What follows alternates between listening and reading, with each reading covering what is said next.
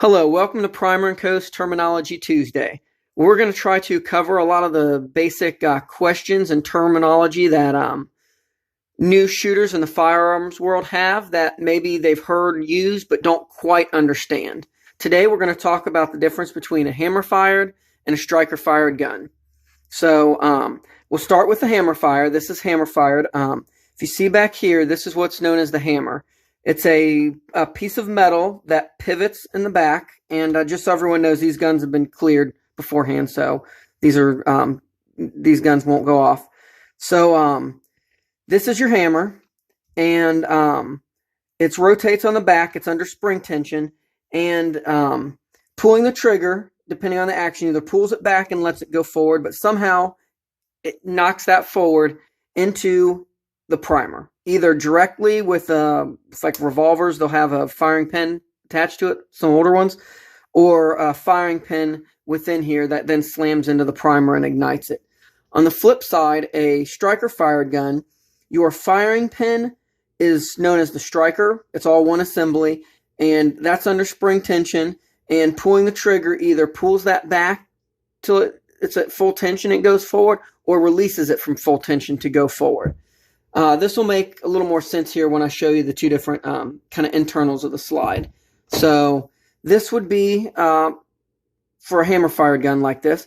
You can see on the back here, this is your firing pin. So that hammer falls forward into the firing pin that then hits the primer and ignites it. On the flip side, with a striker-fired gun, you have, here's your striker. The trigger attaches to this, so on this gun, pulling the trigger will pull this back till it's at its full tension, and then at that point, the bar releases, and the striker will go forward and hit the primer. So everything happens internal. There's no swinging or anything like on a hammer-fired gun. So typically, polymer guns, most of the polymer guns you'll see will be striker-fired.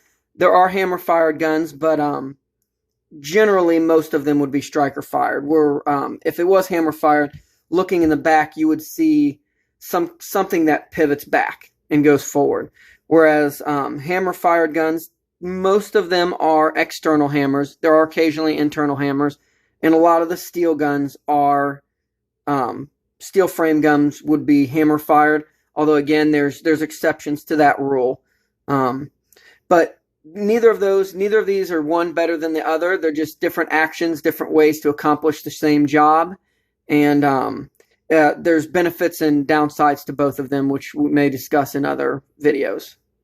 So I hope this answers your questions. If you do have any more questions or something that just didn't make sense, please feel free to comment below or send us a private message or an email or something like that. And we'd love to help help you figure that out.